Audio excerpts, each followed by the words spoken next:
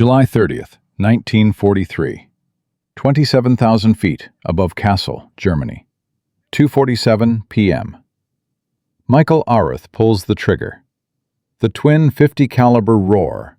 Tracers streak across 900 yards of frozen sky. Every gunner in the formation thinks he's lost his mind. The book says 600 yards. The book says controlled bursts. The book says wait. Aruth doesn't wait. He holds the trigger down and watches a Messerschmitt Bf 109 fly directly into his wall of lead. The German fighter's engine explodes. The pilot never saw it coming. He was still getting into position. He was still lining up his shot. He thought he had 3 more seconds. He was wrong. That's one. Aruth swings his guns toward the next target. His crewmates are screaming over the intercom. "What the hell are you doing? You're wasting ammo!" But Aruth isn't listening. He's watching, and what he sees changes everything. The German fighters are breaking off. They're not pressing their attacks. They're flinching. They're scattering. 15 Messerschmitts that were diving toward the bomber formation like wolves are suddenly hesitating. Because one skinny kid from Massachusetts just rewrote the rules of aerial combat. October 1943 would become known as Black Week. 148 American bombers shot down in 7 days. 1,500 men gone. 13% losses per mission. At that rate, every bomber crew in England would be dead before spring. But this story starts 3 months earlier, with a 23-year-old high school dropout who weighed 130 pounds and had zero respect for military doctrine. His name was Michael Aruth, and by the end of World War II, he would become the deadliest aerial gunner in American history. 17 confirmed kills. The experts said his technique was insane. The training manual said it was forbidden. The gunnery instructors said it violated every principle of aerial warfare. They were all wrong. Let me tell you how one man's stubbornness saved 750 lives. The B-17 Flying Fortress was supposed to be invincible. 13 50 caliber machine guns. 10-man crew. Boeing engineers called it a flying porcupine. The theory was simple. Pack enough bombers in tight formation, and their combined firepower creates an impenetrable wall. Any German fighter stupid enough to attack gets shredded. Beautiful theory. Deadly lie. Luftwaffe pilots cracked the code within weeks. They discovered the gaps, the blind spots, the angles where American guns couldn't reach. They came in high at 12 o'clock. They came in low at 6. They perfected the head-on attack at 600 miles per hour combined closing speed. Fire the 20mm cannons. Launch the rockets. Break away before the bomber gunners can even track you. The numbers were catastrophic. For every 100 rounds American gunners fired, fewer than 2 hit anything. Less than 2% accuracy. German pilots weren't fighting American bombers. They were hunting them. The Army Air Forces tried everything. Tighter formations, looser formations, new turrets, better training. Nothing worked. The bombers kept burning. The crews kept dying. And the brass kept insisting on standard doctrine. Fire at 400 to 600 yards. Short controlled bursts. Trust the training. Nobody asked the obvious question. What if the training was the problem? Michael Louis Aruth was born July 31, 1919, in Springfield, Massachusetts. Lebanese immigrant parents. Father worked a textile mill. Mother took in laundry. They had nothing. The Great Depression made sure of that. Michael wasn't book smart. Teachers gave up on him by sophomore year. He dropped out of Springfield Technical High School after 3 years to help feed his family. Took a job as a chauffeur, manual labor, whatever paid. But here's what nobody understood about Michael Aruth. He noticed things, patterns, details, the small pieces everyone else missed. He'd watch something happen, and his brain would pick apart the why and how, while everyone else just accepted it. He didn't trust experts. He didn't trust authority. He trusted his own eyes. That personality trait would save hundreds of lives. August 1942, 8 months after Pearl Harbor. Aruth walked into the Army recruiting station in Springfield. He was broke. He was hungry. The military promised 3 meals a day. The recruiter looked at this scrawny kid with a baby face and thought, cannon fodder. Aruth thought, job. Both were wrong. Basic training, Greensboro, North Carolina. Gunnery School, Fort Myers, Florida. The instructors taught him everything by the book. Strip a .50 caliber Browning blindfolded. Clear jams at altitude.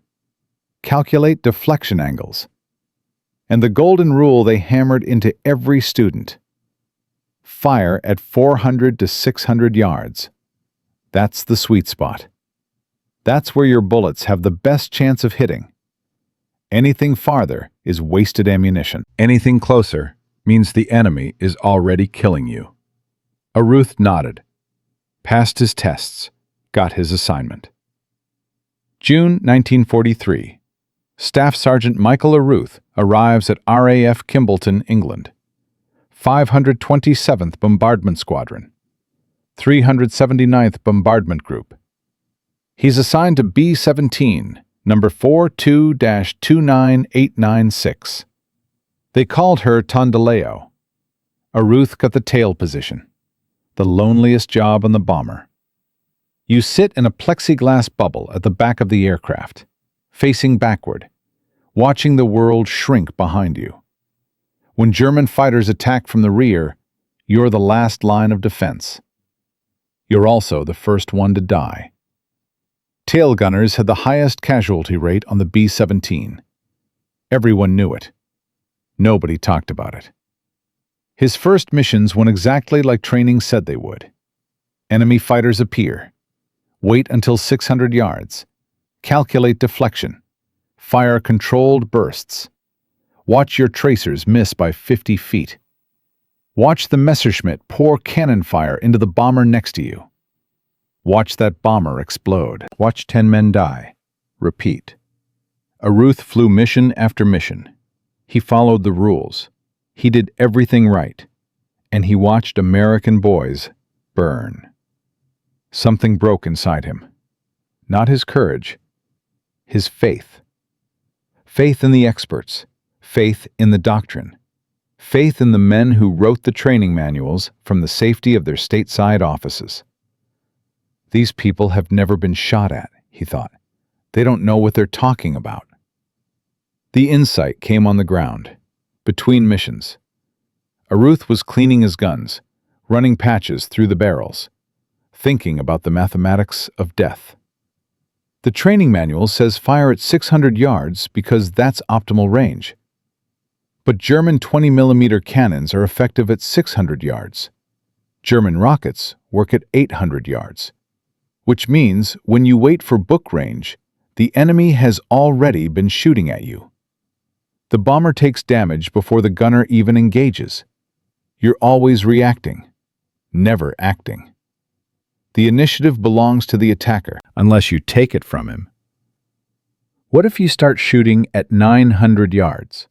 The textbooks say you can't hit anything at that range. Fine, maybe you can't. But what happens to the German pilot when he suddenly flies into a stream of tracers he wasn't expecting? 3 seconds before he planned to start his attack run. He flinches. Human instinct. Survival reflex. Even the best pilot in the world jerks the stick when tracers flash past his canopy.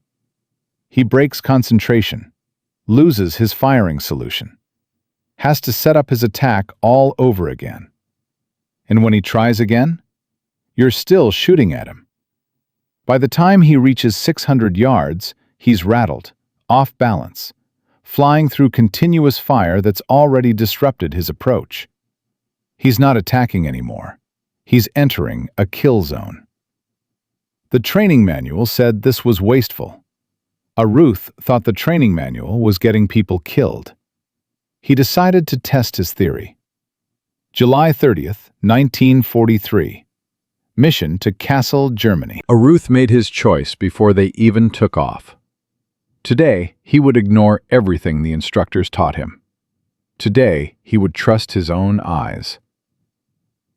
The Messerschmitts showed up right on schedule, 15 of them forming up behind the bomber stream. Aruth watched them through his plexiglass bubble, counted them, waited. They crossed 1,000 yards, 900 yards. Standard doctrine screamed, "Wait." 3 more seconds. Let them close to 600. Aruth pulled the trigger. The twin .50 calibers hammered. Tracers arced across the sky. His crewmates cursed over the intercom. "The crazy kid in the tail is wasting ammunition again." But Aruth wasn't trying to hit anyone at 900 yards. He was trying to break their formation. And it worked. The lead Messerschmitt jinked hard right. The pilot hadn't expected return fire yet. His wingman scattered left. The whole attack formation fell apart in seconds. German pilots who'd been lining up perfect firing solutions suddenly found themselves dodging instead of shooting. Aruth kept firing. They regrouped, came in again, hit his stream of tracers again, broke off again. Third attempt. One pilot pushed through. Aruth tracked him, held the trigger down, and watched his rounds walk across the Messerschmitt's engine cowling. Explosion. The fighter disintegrated.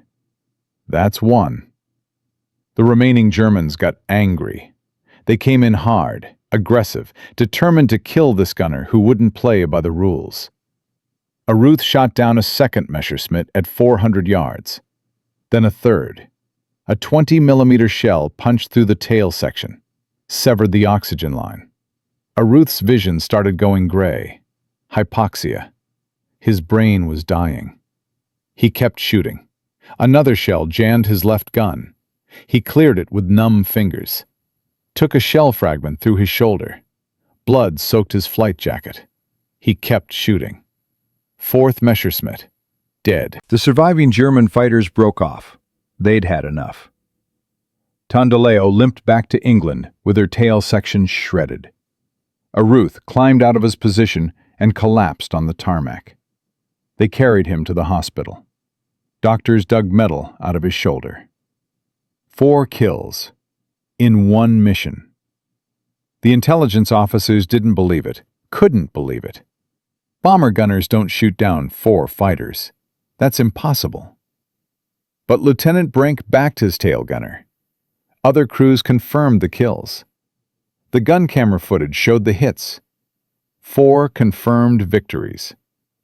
Word spread through the 379th Bomb Group like wildfire. Who is this kid? What's his technique? Other tail gunners started asking questions. Aruth told them, shoot early, shoot often, break their attacks before they begin. Some tried it. It worked. Groups that adopted aggressive early fire showed measurable reductions in losses. The data was clear. Aruth wasn't just lucky. He discovered something real. The gunnery instructors at Training Command were horrified. This violated every principle. This made no sense mathematically. They demanded Aruth be disciplined. Major General Frederick Anderson disagreed. Anderson had been a pursuit pilot in World War I. He'd learned aerial combat when men were still inventing it. He knew something the instructors didn't. The best tactics come from survivors, not textbooks. Test it, Anderson ordered. See if it works for others. The testing began, and the results shocked everyone. Bomber formations using aggressive early fire suffered 20 to 30% fewer losses to fighter attacks. The psychological impact on German pilots was measurable.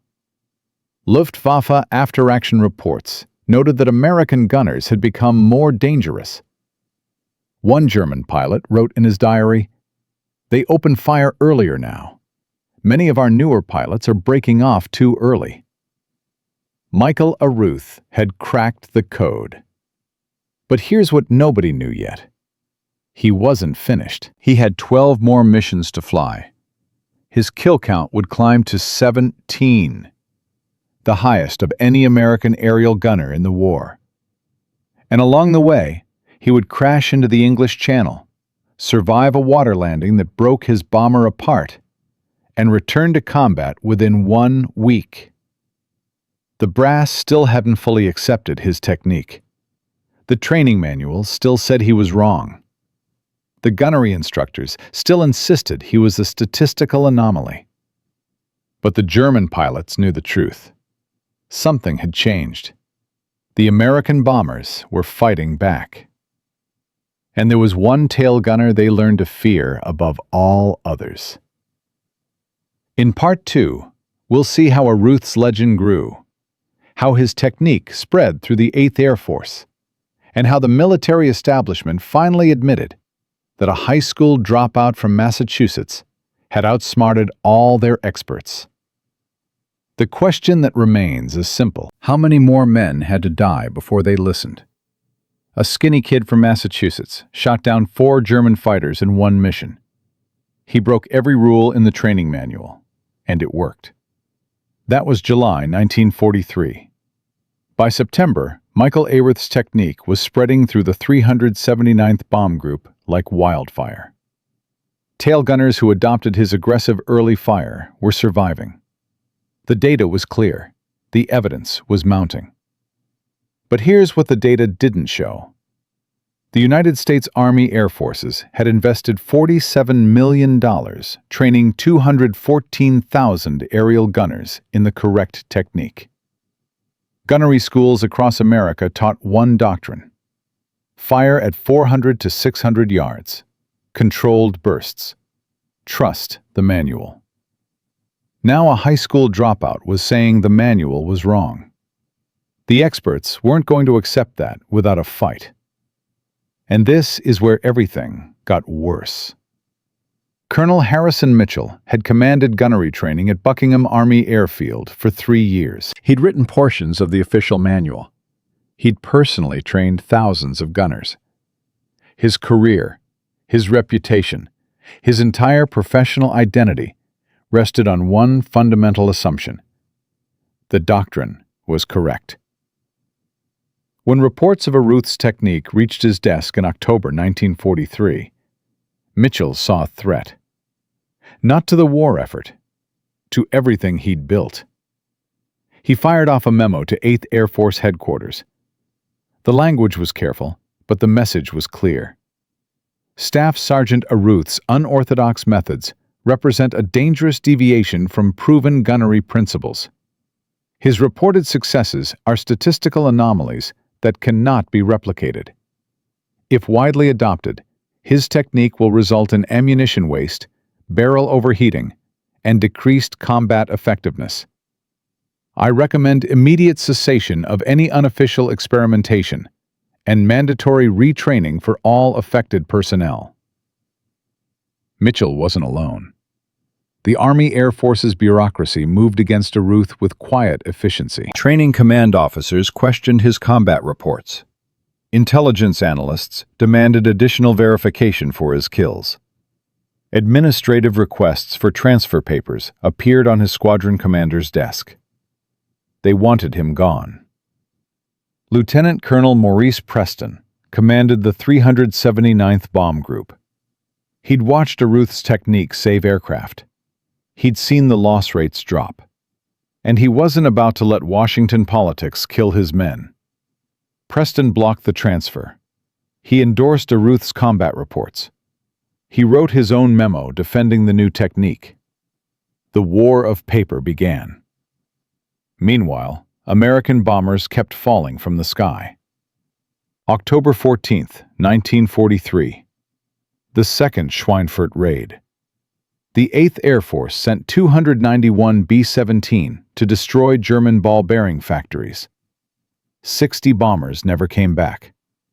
650 men killed or captured in a single day. 20% losses. The mathematics screamed.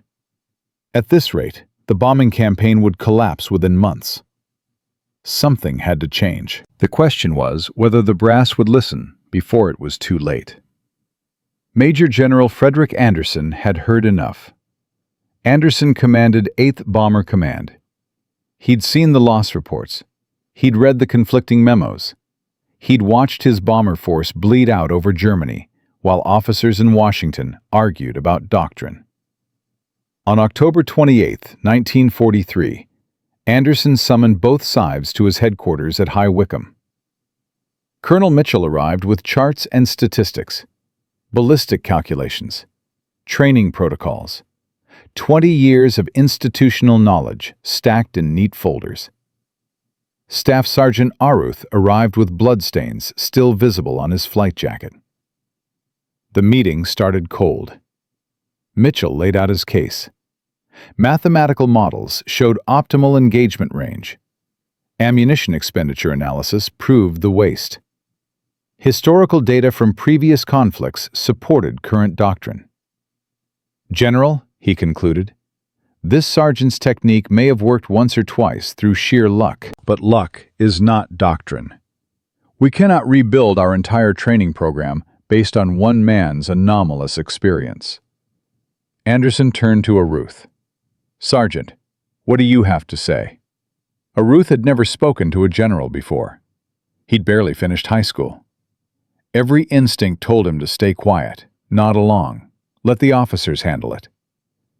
But he thought about the bombers he'd watched explode, the crews he'd seen burn, the friends who never came home.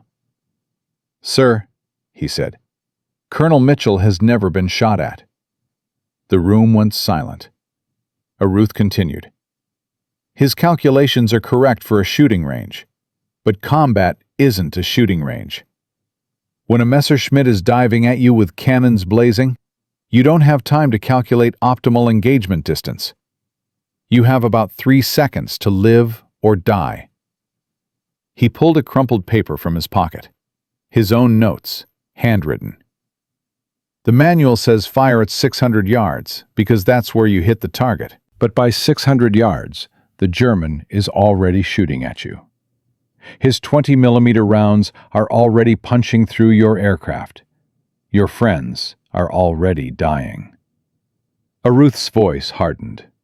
I'm not trying to hit them at 900 yards. I'm trying to break their attack, make them flinch, force them off their firing solution. And when they finally close to killing range, they're not attacking anymore. They're surviving, just like us. He looked directly at Mitchell. How many missions have you flown, Colonel? Mitchell's face reddened. None. Training officers didn't fly combat. I've flown 14, Aruth said. I've killed 11 German aircraft. I've been shot, frozen, and nearly suffocated at 27,000 feet. And I'm still here. Can your doctrine say the same? Anderson made his decision on the spot. We test it, he announced. Officially. Controlled conditions. We put Sergeant Aruth's technique against standard doctrine and let the numbers decide. Mitchell protested. Sir, this is highly irregular. So is losing 650 men in one day. Anderson cut him off. Set up the test. 2 weeks. I want results I can take to Washington. The meeting ended. Aruth had won the first battle.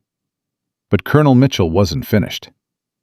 The test was scheduled for November 15, 1943. Gunnery range at Bovingdon. 2 groups of gunners would engage simulated fighter attacks. One group using standard doctrine, one group using Aruth's technique. Mitchell controlled the test parameters. He set ammunition limits that penalized high-volume fire. He weighted the scoring toward accuracy over suppression effect. He staffed the evaluation team with training command officers. The deck was stacked. Aruth knew it. Lieutenant Colonel Preston knew it. But they had no choice. This was their one chance. 3 days before the test, a visitor arrived at Kimbolton. Captain James Thornton, Operations Research Analyst.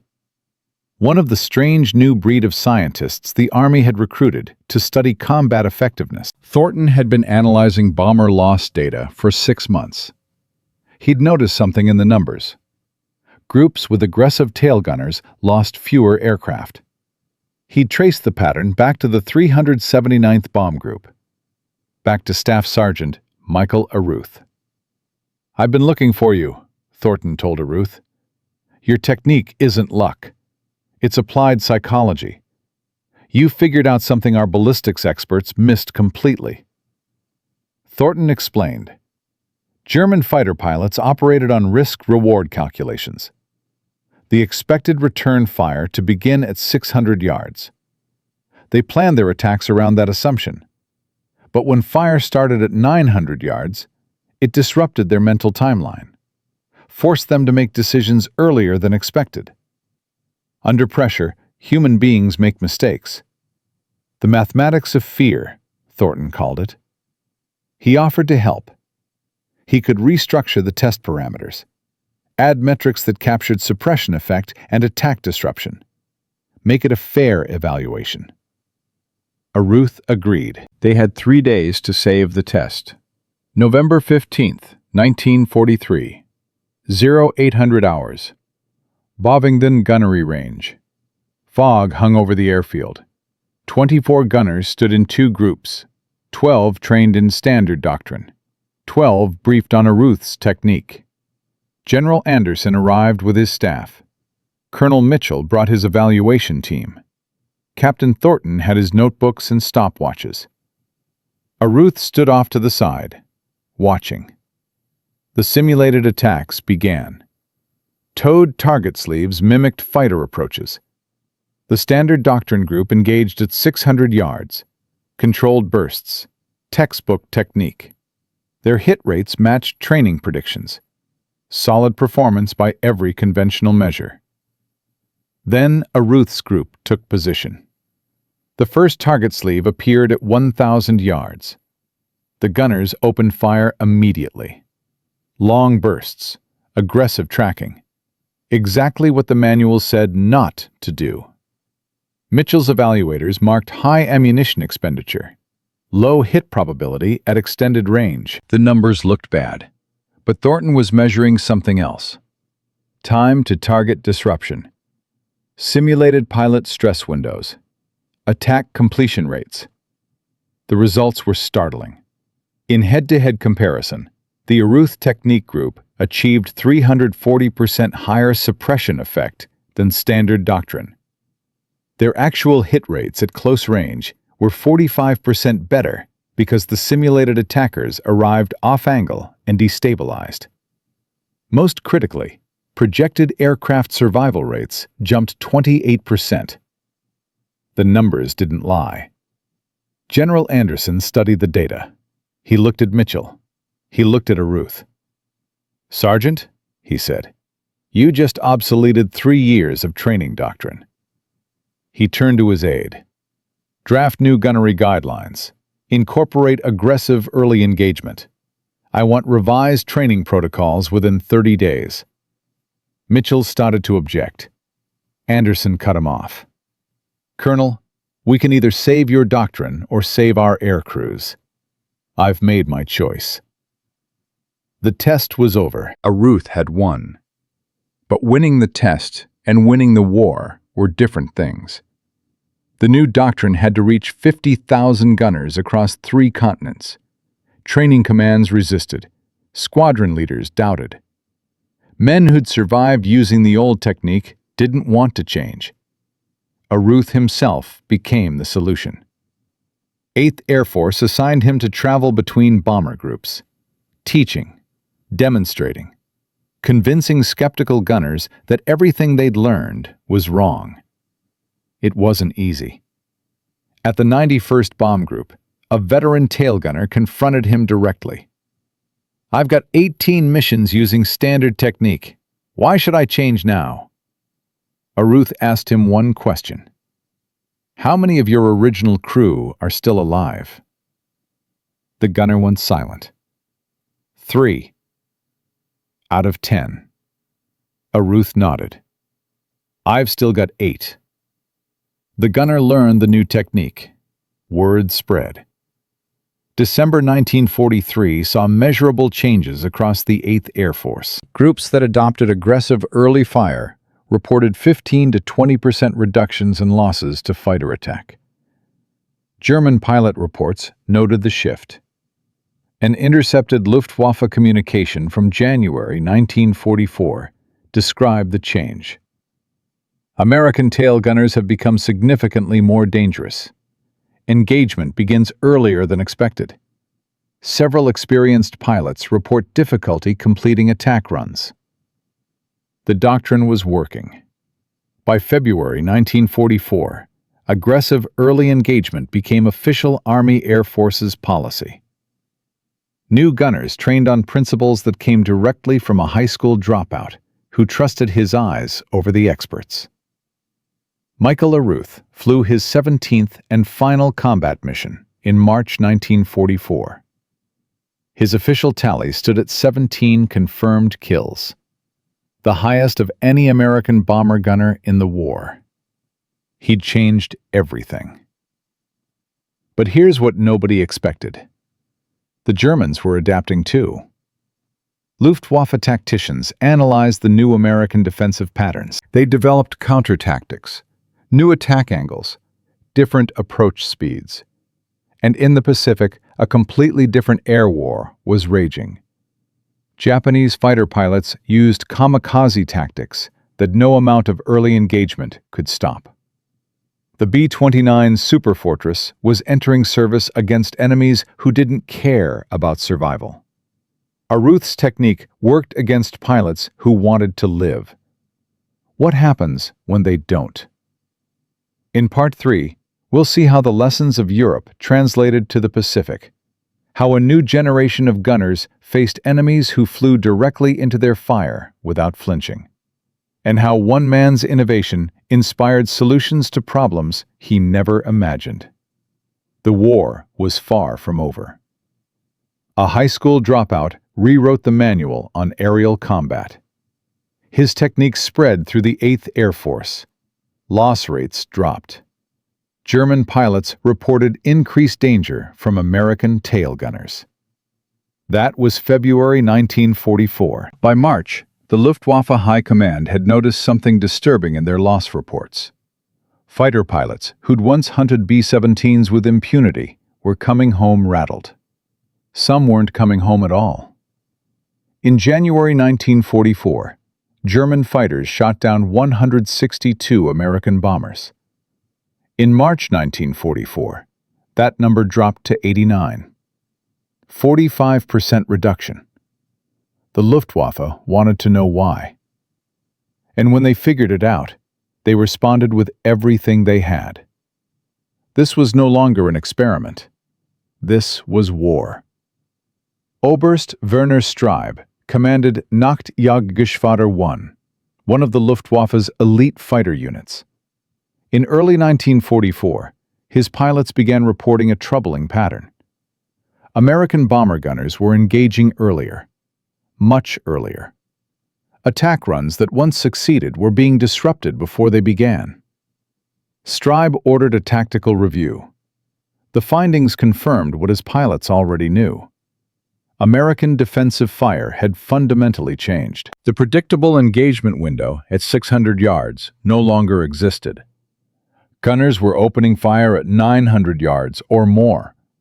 Some reported tracers at 1,000 yards. The psychological impact was measurable. Younger German pilots hesitated. They broke off attacks earlier. They approached with less aggression. Combat reports showed attack completion rates dropping from 78% to 51% in just 3 months. Strybe convened an emergency meeting of fighter wing commanders. "The Americans have changed their doctrine," he announced. "Our pilots are trained to expect return fire at a specific distance. That assumption is now wrong. We must adapt, or we will continue losing aircraft at unacceptable rates." The Luftwaffe response came in 3 phases. First, they modified attack angles. Instead of approaching from directly behind, German pilots began attacking from high deflection angles where tail gunners had limited traverse. The attacks were harder to execute, but reduced exposure to the new aggressive fire. Second, they increased closing speeds. Messerschmitt pilots pushed their aircraft to 400 miles per hour in attack dives, compressing the time window for American gunners to engage. Third, they deployed new weapons. The Werfer Granate 21 rocket, mounted under fighter wings, could engage bombers from 1,200 yards, beyond even Aruth's extended engagement range. The technological arms race intensified. But adaptation takes time. Training takes time. And time was something the Luftwaffe didn't have. American long-range fighters were entering the war. P-51 Mustangs, with enough fuel to escort bombers all the way to Berlin and back. The combination of aggressive gunner tactics and fighter escort created a killing zone the Luftwaffe couldn't survive. Between January and June 1944, German fighter losses over Europe doubled. The hunters had become the hunted. But success created new problems nobody anticipated. As Aruth's technique spread across the 8th Air Force, ammunition consumption skyrocketed. The logistics officers ran the numbers and panicked. Bomber groups using aggressive early fire were burning through 50 caliber ammunition 40% faster than planned. Supply chains designed for standard doctrine couldn't keep up. In April 1944, 3 bomber groups reported ammunition shortages during missions. Gunners who'd adopted the new technique found themselves with empty guns over Germany. Critics inside the Army Air Forces pounced. Colonel Mitchell, the training command officer who'd opposed Aruth from the beginning, circulated a memo highlighting the supply problems. His conclusion was pointed. Unorthodox techniques that cannot be sustained logistically represent a greater threat to operations than any enemy action. The bureaucratic backlash intensified. Some officers blamed Aruth directly. "His technique is wasteful. It was never properly tested for large-scale deployment. We rushed implementation without considering consequences." For 3 weeks in April 1944, the new doctrine hung in limbo. 8th Air Force Headquarters debated whether to issue restrictions on ammunition expenditure that would effectively kill aggressive early fire. Aruth heard the criticism from his base at Kimbolton. Men he'd trained were being told to conserve ammunition, to fire shorter bursts, to wait longer before engaging, to go back to dying. He requested a meeting with Lieutenant Colonel Preston. "Sir," Aruth said, "if they restrict ammunition, the loss rates go back up. We proved that in the November tests. We're proving it every day over Germany." Preston nodded. "I know. But supply is real. We can't fire rounds we don't have."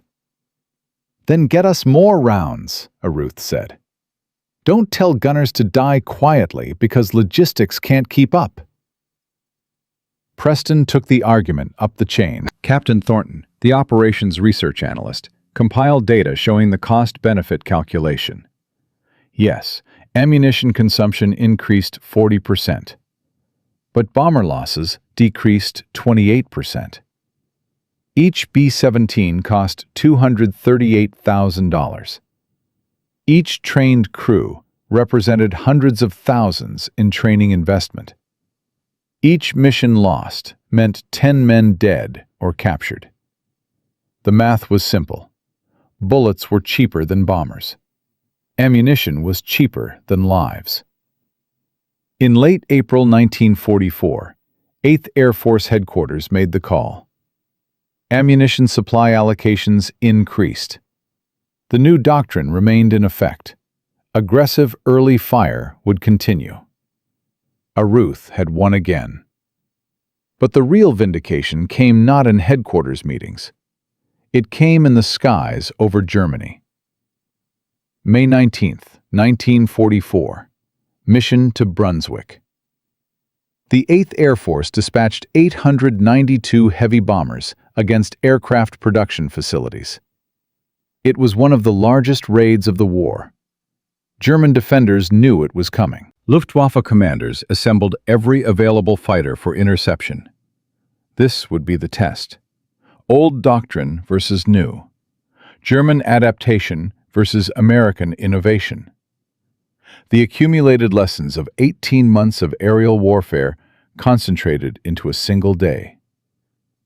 Staff Sergeant William Chen flew tail gun position on B-17 Memphis Blues, 400 1st Bomb Group. He'd trained directly with Aruth 3 months earlier.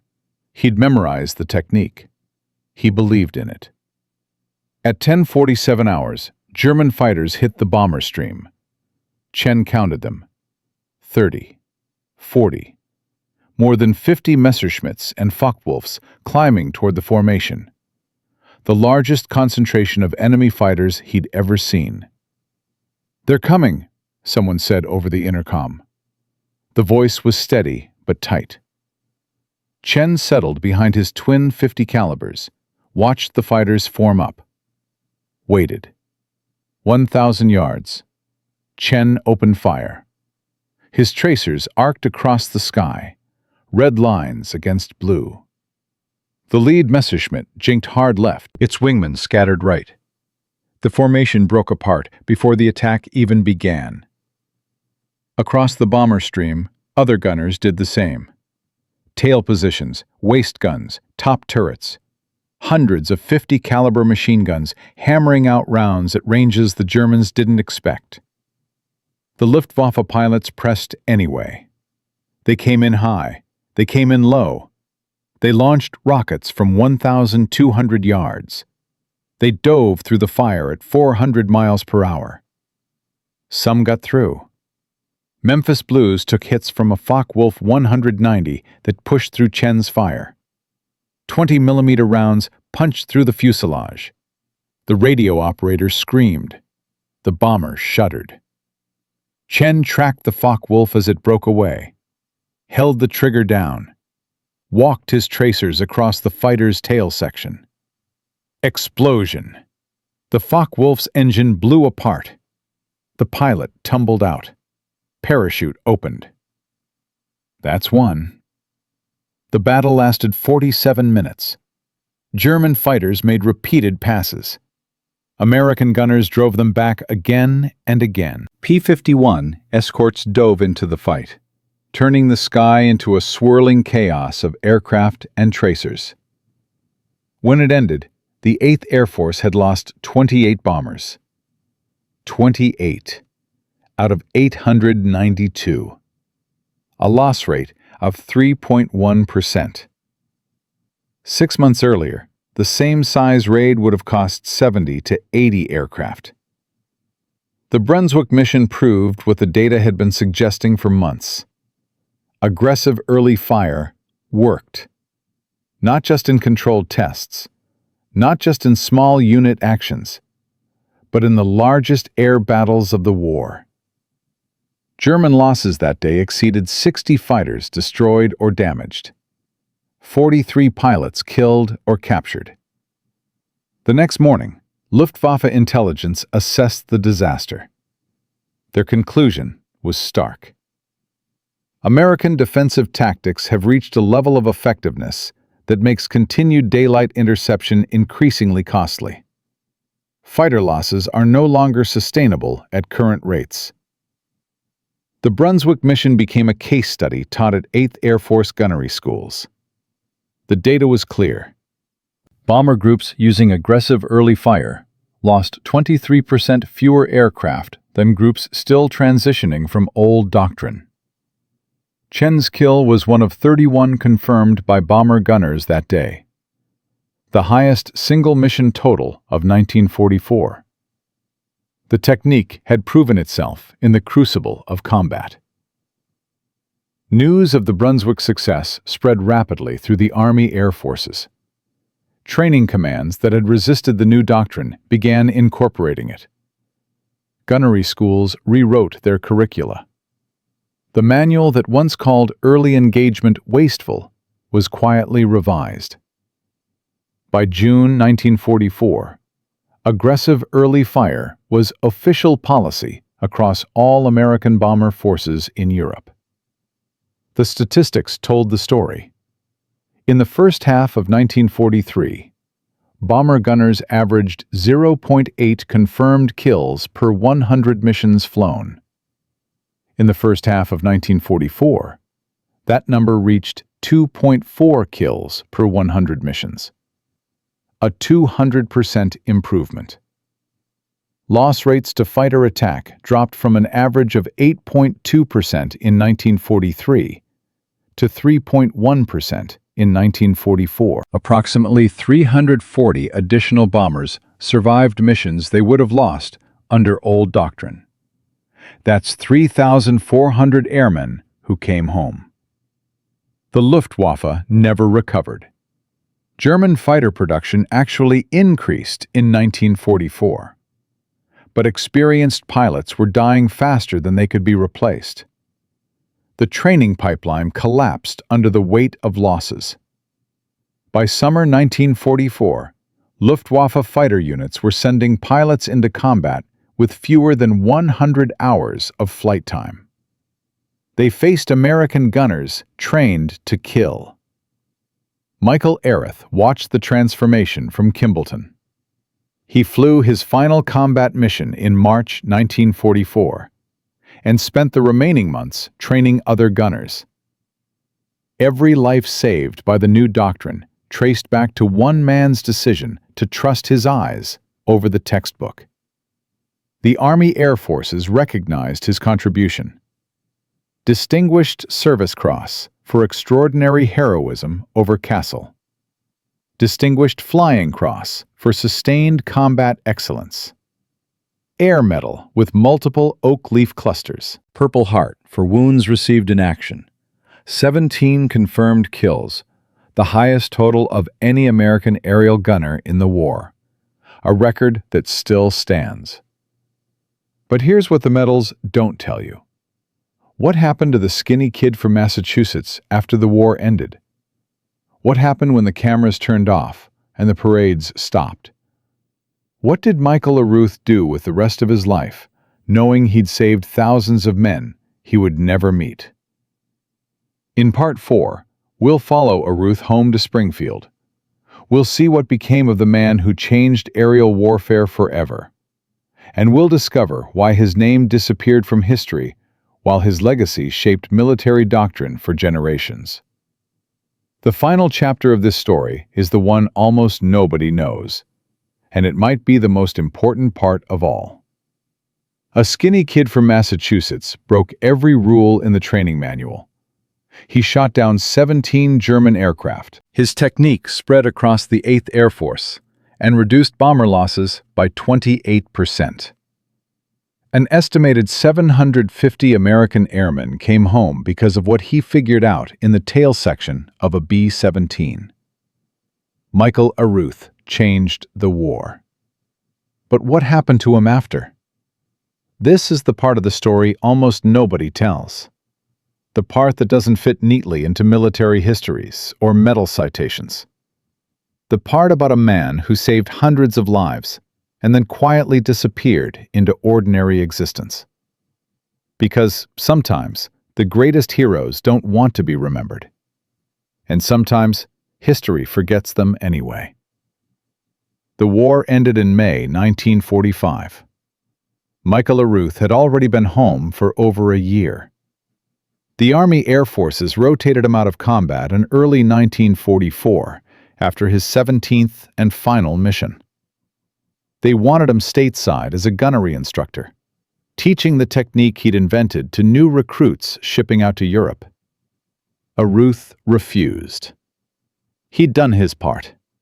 He'd flown 14 combat missions. He'd been shot, frozen, and nearly suffocated at 27,000 feet. He'd watched friends die. He'd killed men he never met. He wanted no part of teaching other young men to do the same. The Army gave him an honorable discharge. In September 1944, Staff Sergeant Michael Louis Aruth returned to Springfield, Massachusetts. He was 25 years old. He had a Distinguished Service Cross, a Distinguished Flying Cross, an Air Medal with oak leaf clusters, and a Purple Heart. He also had nightmares. His family barely recognized him. The smooth-faced kid who'd enlisted in 1942 had become something harder, quieter. He didn't talk about the war. When relatives asked about his medals, he changed the subject. When neighbors wanted to hear combat stories, he made excuses and left. The medals went into a drawer. They stayed there for 40 years. Aruth took a job at a manufacturing plant.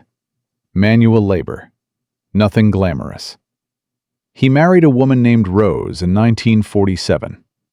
They had 3 children. He worked. He provided. He lived a completely ordinary life. His children grew up knowing their father had been in the war.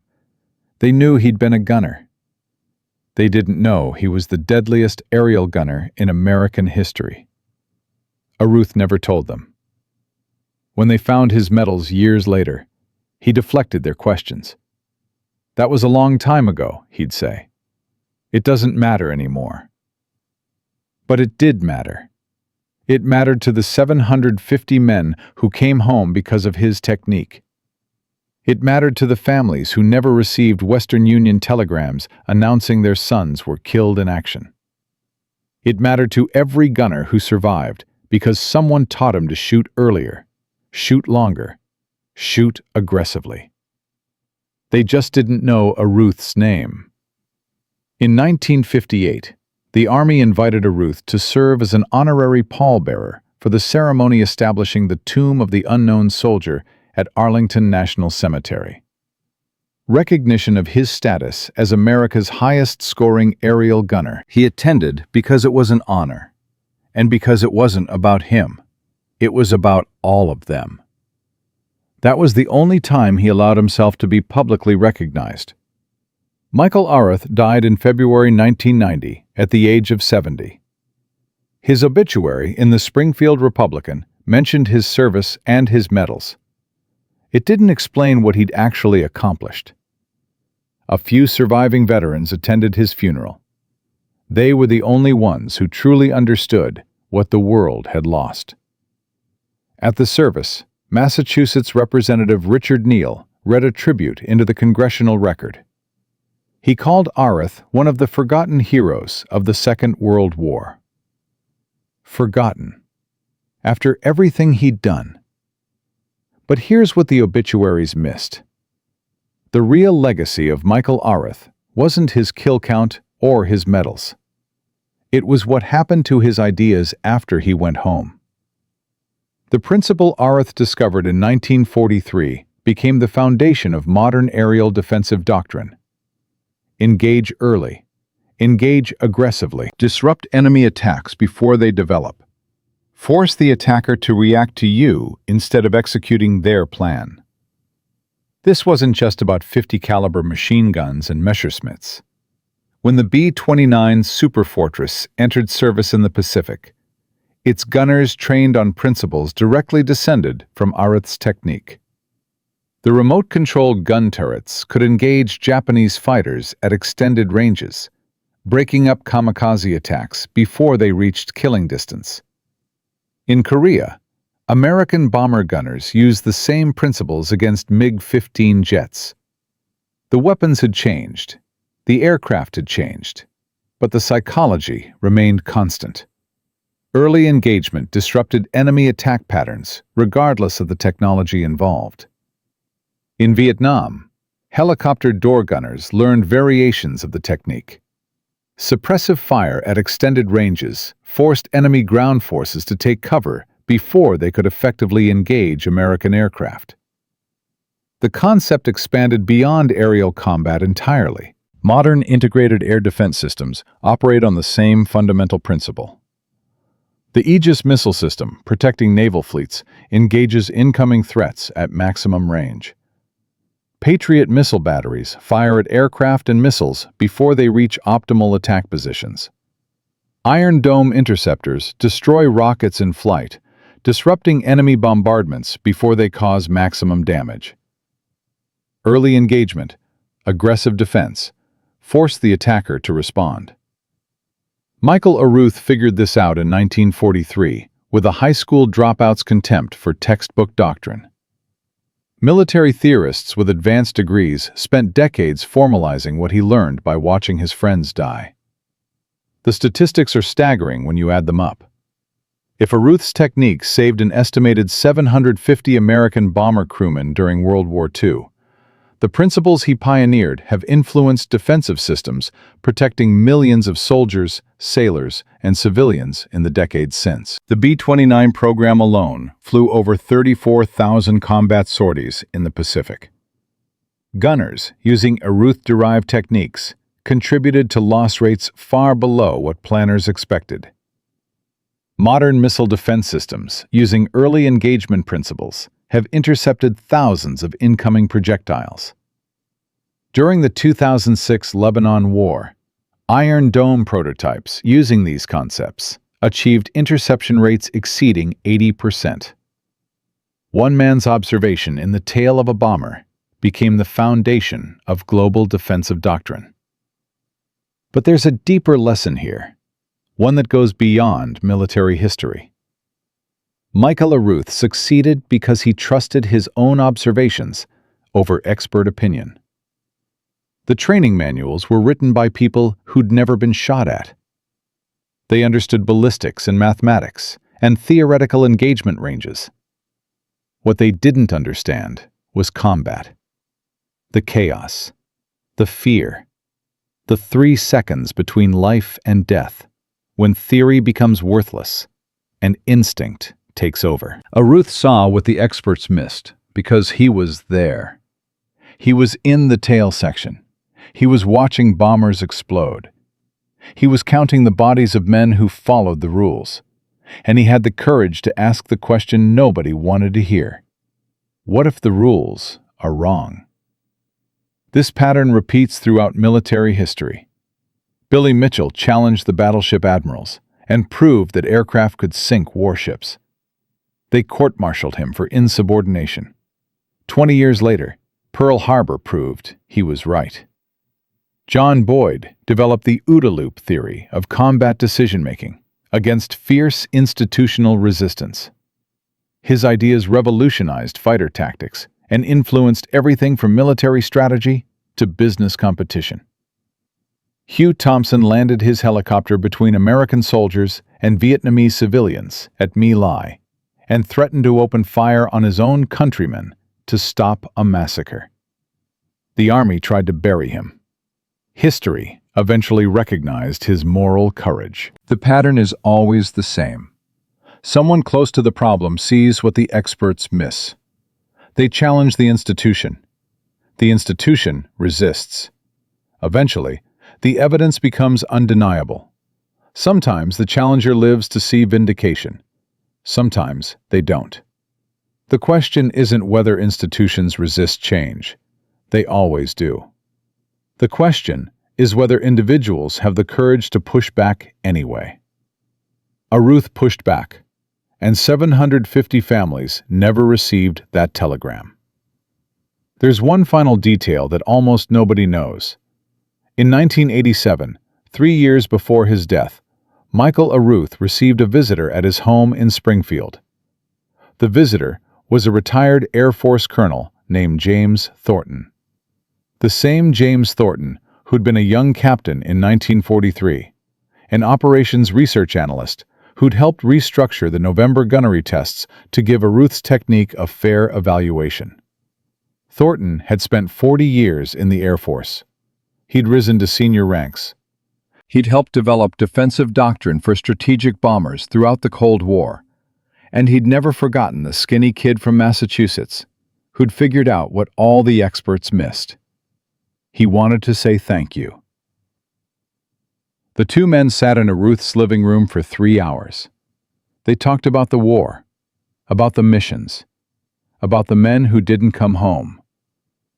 Thornton told Aruth something he'd never known. In the early 1960s, when the Air Force was developing defensive systems for the B-52 bomber, Thornton had been part of the design team. He'd argued successfully for early engagement capabilities based directly on the principles Aruth had demonstrated in 1943. "Your technique is still saving lives," Thornton told him. 20 years later, in aircraft you've never seen, against weapons that didn't exist when we were flying. You changed everything. Aruth listened. He nodded. He didn't say much. When Thornton left, Aruth's wife Rose asked who the visitor had been. "Just an old friend," Aruth said, "from the war." He never mentioned the conversation again. From a high school dropout with an idea everyone called insane, to a transformation in how nations defend themselves, Michael Aruth didn't set out to change military doctrine. He just wanted to survive. He just wanted his crew to come home. He watched the textbook technique fail again and again, and he had the courage to try something different. 17 confirmed kills, the highest total of any American aerial gunner in World War II. A record that still stands 80 years later. An estimated 750 lives saved directly by his technique during the war. Countless more influenced by the principles he pioneered in the decades that followed. He asked for no recognition. He received little fame. He went home to Springfield and lived quietly until his death. But every time a missile defense system engages an incoming threat at maximum range, every time a defensive doctrine emphasizes early, aggressive engagement, every time someone challenges the textbook and trusts their own observations, the echo of Michael Aruth is there.